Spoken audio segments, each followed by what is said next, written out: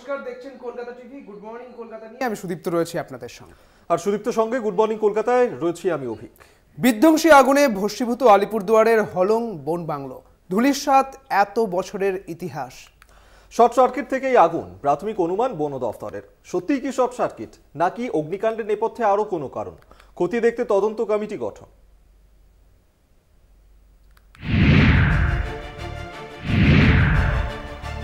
দাউ দাউ করে জ্বলছে ঐতিহ্যবাহী ডুয়ার্সের হলং বাংলো। আগুনের লেলিহান শিখার দিকে তাকানো দায়।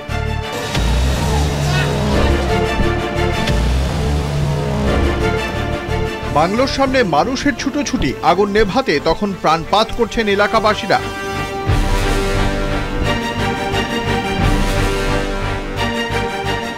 সাধারণ মানুষ থেকে পুলিশ, দমকল, চেষ্টার খামতি ছিল না কোথাও। তারপরেও শেষ রক্ষা হলো না। চোখের সামনে পুড়ে খাক হয়ে গেল ঐতিহ্যবাহী হলং বাংলো। 16 জুন থেকেই পর্যটকদের জন্য বন্ধ করে দেওয়া হয়েছে ডুয়ার্সের সমস্ত জঙ্গল, তাই পর্যটকের চাপ নেই।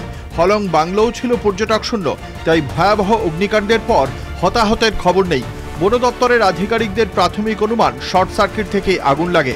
বুধবার তদন্তের কাজে ঘটনাস্থলে যান উত্তরবঙ্গ বন্যপ্রাণ শাখার মুখ্য বনপাল ভাস্কর জেভি।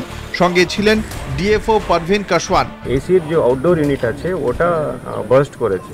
বার্স্ট করে যেহেতু এসির আউটডোর ইউনিটে গ্যাস থাকে, তো ওখান থেকে অনেকটা আগুনটা ছিড়িয়ে ফেলেছে।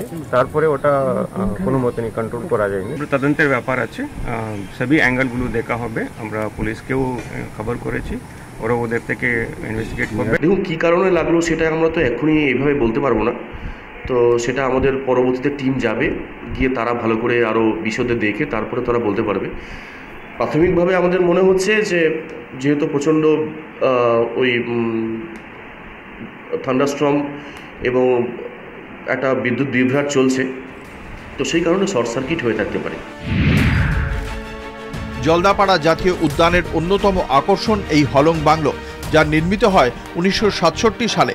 তারকা থেকে শুরু করে আমজনতা এই বাংলোয় এক রাত কাটাতে মুখিয়ে থাকতেন সকলে, কিন্তু একদিনের অগ্নিকাণ্ডে সব শেষ। যেহেতু 15 জুন থেকে ফরেস্টে ঢোকা নিষেধ, সেখানে কোনো পর্যটকরা যাচ্ছে না, সেখানে এসি চালু কি করে থাকলো? তো কোনো না কোনো কোথাও না কোথাও কারো সেখানে গাফিলতি রয়েছে। আমরা চাই যে সেখানে সঠিকভাবে তদন্ত হোক এবং তদন্তের সাপেক্ষে কারা তার জন্য দোষী আছে তাদেরকে দৃষ্টান্তমূলক একটা শাস্তি হওয়া চাই। গত কয়েকদিন ধরেই লাগাতার বৃষ্টি চলছে ডুয়ার্সে। এরই মাঝে বাংলোয় অগ্নিকাণ্ড একাধিক প্রশ্ন তুলে দিয়েছে। সত্যিই কি শর্ট সার্কিট, নাকি নেপথ্যে কোনো চক্রান্ত? বৃষ্টির মধ্যেও কিভাবে অগ্নিকাণ্ড? দানা বাঁধছে রহস্য। ইতিমধ্যেই বীরবাহা হাঁসদার নেতৃত্বে তদন্ত কমিটি গঠন করা হয়েছে। অগ্নিকাণ্ডের নেপথ্যে কারণ খতিয়ে দেখতে শুরু হয়েছে তদন্ত। কলকাতা টিভি।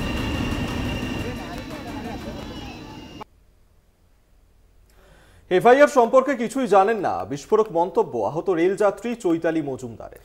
তাঁর অভিযোগের ভিত্তিতে মালগাড়ি চালকের বিরুদ্ধে এফআইআর দায়ের করে পুলিশ। সাদা পাতায় সই করিয়ে নেওয়ার অভিযোগ রেলযাত্রীর। রেল পুলিশের এফআইআর ঘিরে উঠেছে একাধিক প্রশ্ন।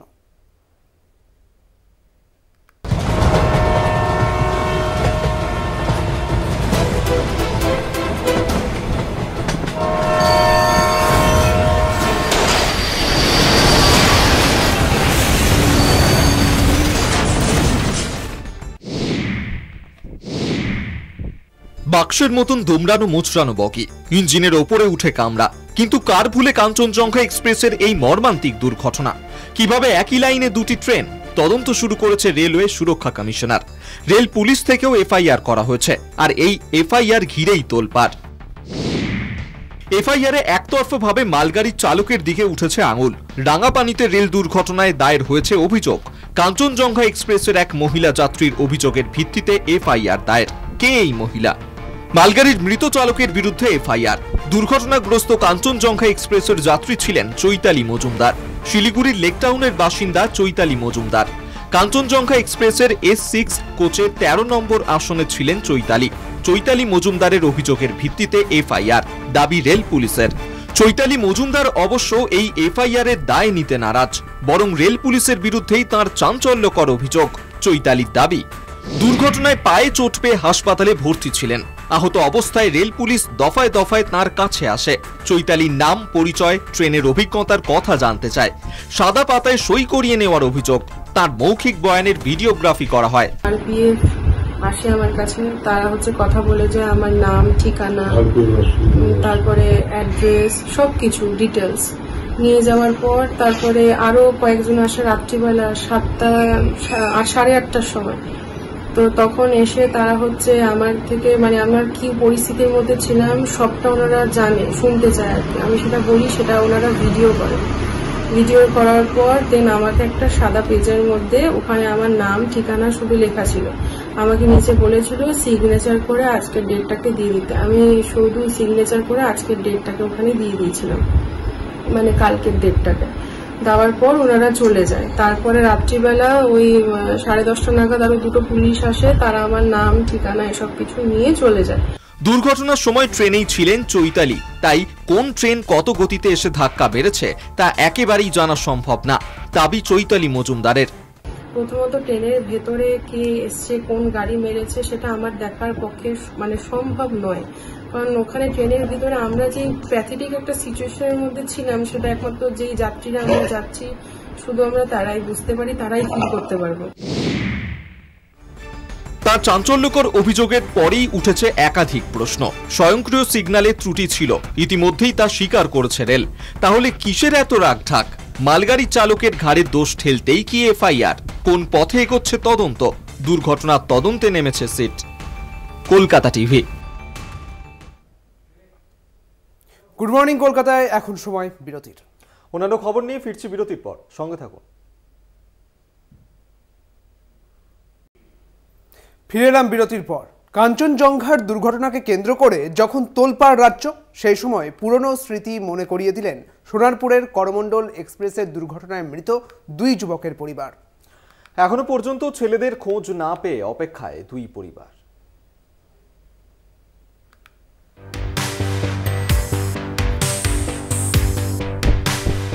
করমণ্ডল এক্সপ্রেস দুর্ঘটনার স্মৃতি এখনো দগদগে। সোনারপুরে 2টি পরিবার এখনো খুঁজে চলেছেন তাদের স্বজনকে।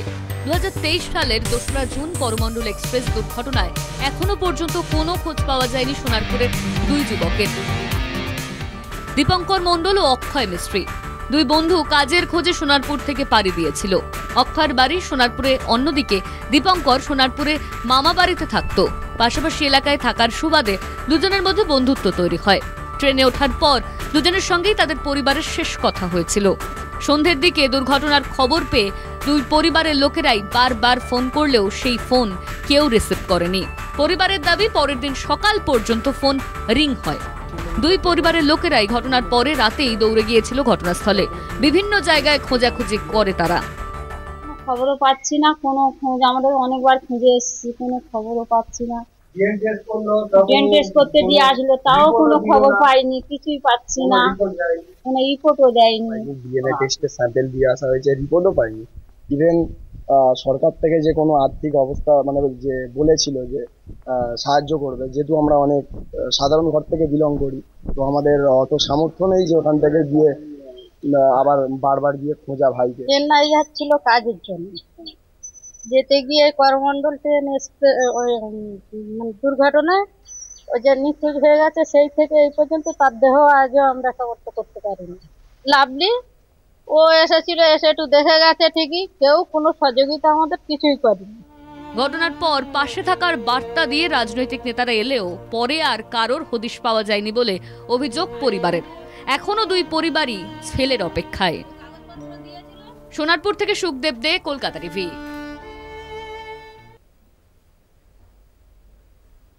আরো একটা ছোট্ট বিরতি নিয়ে ফিরছি। দেখতে থাকুন গুড মর্নিং কলকাতা। ফিরে এলাম বিরতির পর। কাঁথির ভূপতিনগরের অর্জুননগরের বিজেপি কর্মীর বাবাকে পিটিয়ে খুনের অভিযোগ, কাঠগড়ায় তৃণমূল।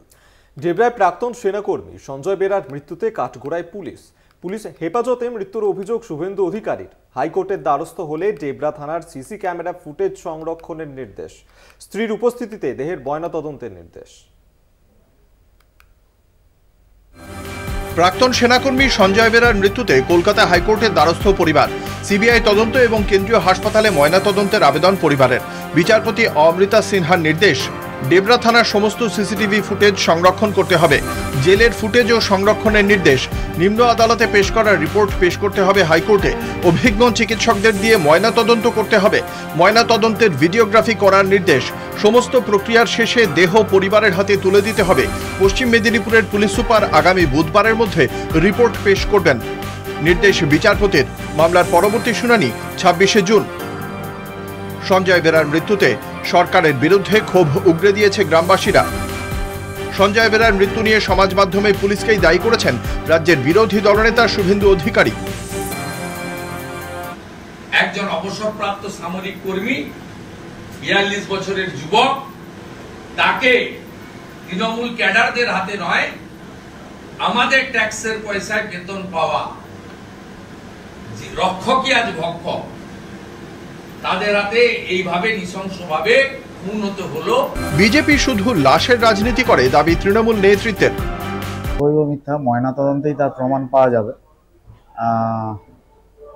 বিজেপি শুধু লাশের রাজনীতি করে, সঠিক তদন্ত হবে এবং তা জলের মতো পরিষ্কার হয়ে যাবে। ভোট গণনার দিন এলাকার বিজেপি কর্মী বলে পরিচিত 4 জনকে তুলে নিয়ে যাওয়ার অভিযোগ।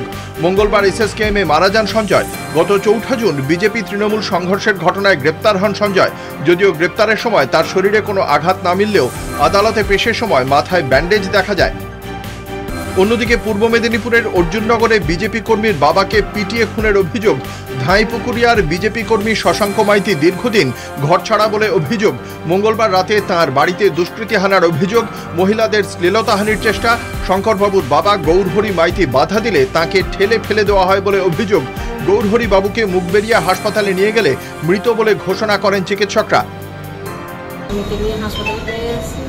তারপরে আমি অসুস্থ বলে আর আমাকে নিয়ে আসি। কি দিয়ে মেরেছে? বোমগুলো আসলো, আর বন্ধুগুলো আসলো। শাসক দলকে নিশানা বিজেপির।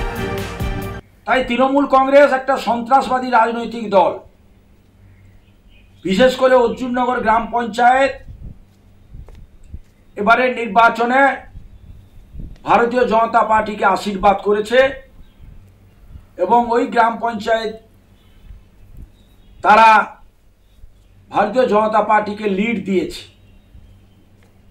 সেই অপরাধে, ভারতীয় জনতা পার্টি করার অপরাধে আজকে গৌরহরি বাবুর বয়স প্রায় 60 বছর, তাকে প্রাণ দিতে হলো। অভিযোগ অস্বীকার তৃণমূলের।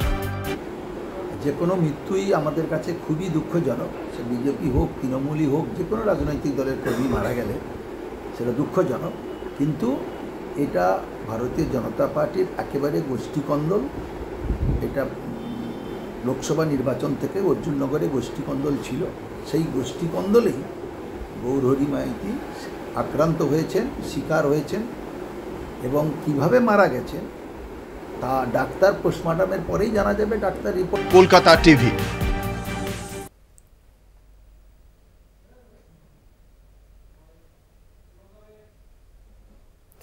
গুড মর্নিং কলকাতা আজ এই পর্যন্ত। অন্যান্য খবরের জন্য নজর থাক কলকাতা টিভিতে। রাত দিন 7 দিন।